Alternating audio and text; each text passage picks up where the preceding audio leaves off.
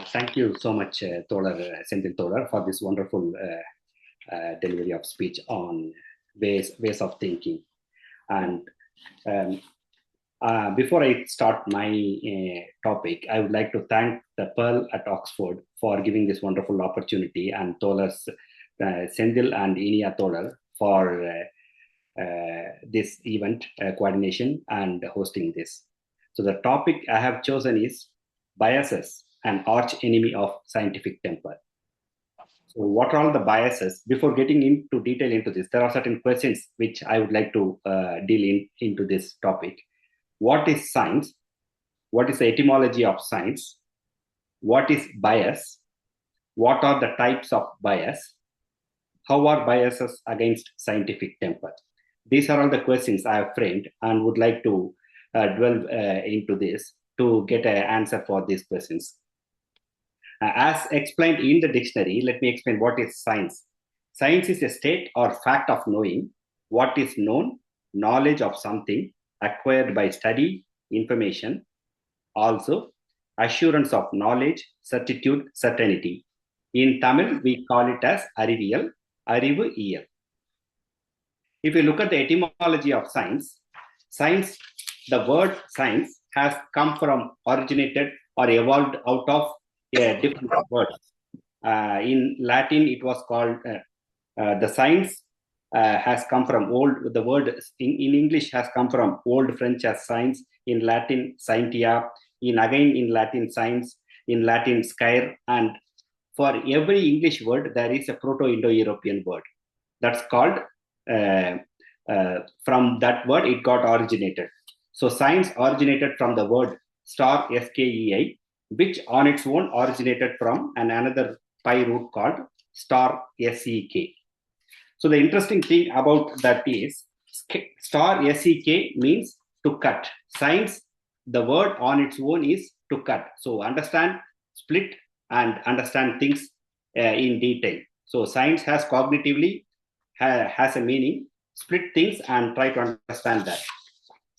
So if you look at the pi root of the star sek, there are other words similar to it: bisect, dissect, insect, intersect, saxon, sect, section, sector, segment, skin. All these things are originated from the word sect. So the one thing which recently on the etymology, one of the comparative etymological dictionary of Tamil and Indo-European project published by Oxford University by Professor Arasendran attributes that star sek on its own in Tamil is pointing to the word segu. Segu in Tamil means paguttal. Paguttal. So science on its own is split and learn. So there are Tamil literatures as well which points to this segu in Tamil, like Avisorind Ayiram Vetalin Wondan Uir Seguthu Unnamai Nandru. So science on its own, the etymological root have connection to Tamil as well, as per the Professor Arasendran's research, right, on etymology. So we have to assemble things, split and assemble things to understand as per science. So if you look at bias, the definition as per the dictionary for bias is the action of supporting or opposing a particular person or thing in an unfair way because of allowing personal opinions to influence your judgment. In Tamil, we can call it as saivu, sarbu tanmai, parabacham, like these words in Tamil. There are different types of biases. We are not going to cover all the biases. I would say the biases are one of the hindrance for promoting the scientific temper. So knowing the biases can help us to promote scientific temper. So if we know what are all the kind of biases and what are all certain examples of biases, then personally when we evaluate ourselves, we can understand are we biased or not biased. If we are not biased, we are one step ahead for scientific temper. So looking at the different types of biases, one of the bias is affinity bias. Affinity bias can occur when we prefer people who share similar qualities to ourselves. There are ways to avoid affinity bias. Actively take note of the similarities you share with the person so that you can differentiate between the attributes that may influence your judgment and concrete skills, experiences, and unique qualities that could attribute to part of your team. We should think it as a cultural addition instead of a cultural fit. So cultural addition is even including the differences. Say, for example, affinity biases can happen like, say, for example, namma madam, namma nadu, namma moli, namma uru, namma va, namma jadi, like these things. These things includes an affinity bias. There is something, some qualities being inclined towards some features. The next bias is attribution bias. Attribution bias can sometimes be involved in the way that we understand and make sense of our own and others' actions.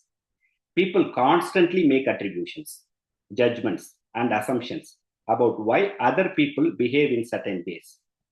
However, some attributions do not always accurately reflect reality, and these attributions can introduce bias into decision making.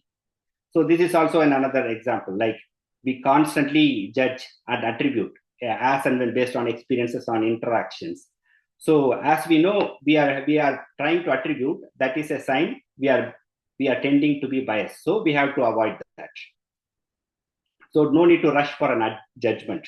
So we need to take time to reflect ourselves, to not attribute things. Then again, another one of the bias is beauty bias. Beauty bias can exist if we find that we prefer people we perceive as beautiful, and if you are making judgments based on appearances and are judging others harshly based on their appearances. Simply, we can say based on skin tone or based on appearance and based on attires, we think either positively or negatively. Positive towards certain appearances, negative towards certain appearances. These are all biases. So if we know, if we think we are doing such kind of things, we can say we are biased. So we have to stay away from these kind of biases. Another bias is conformity bias. Conformity bias can take place in situations where, in order to be accepted by a social group, people will tend to agree with the views of the majority within the group, regardless of what they might think on an individual basis. This we can see where in a group of people, when there is a common idea that gets floated and being picked by many, the others will tend to follow, even if they don't accept it or believe it. So this is conformity bias. Another bias is confirmation bias. This is very predominant. We can see this quite often. Confirmation bias can happen when we look for or give greater weight to evidence that confirms our views and experiences. This can lead to selective observation and us not seeing or valuing evidence that contradicts our beliefs. Wherever there is a belief-based thinking, this confirmation bias can be seen. So if people believe it's already if you take, for example, வேதத்துல ஏற்கனவே இருக்கு, பைபிள்ல ஏற்கனவே இருக்கு, so we have to follow this. குரான்ல இருக்கு, மகாபாரதத்துல இருக்கு, ராமாயணத்துல இருக்கு, மனுசாஸ்திரத்துல இருக்கு, புராணத்துல இருக்கு. So all these things, people have a preset mind without being open to ideas. So these are all confirmation bias. There is a view that's been already set and enforced in the mind for these kind of things. Then gender bias. A gender bias, as the term suggests, occurs where a decision is based on a preference for a particular gender. This is also a common bias, very common bias. There are certain stereotypes where roles are allocated only for certain genders, not for other genders. So these kind of things, whereas any work can be done by any gender, but preferentially there are some biases inculcated in the mind. So this is something we have to avoid as well. The halo effect. So this is another bias. The halo effect can introduce bias into decision making when you focus solely on one great feature about an individual and ignore everything else. I want to give few examples around this one and will conclude the topic.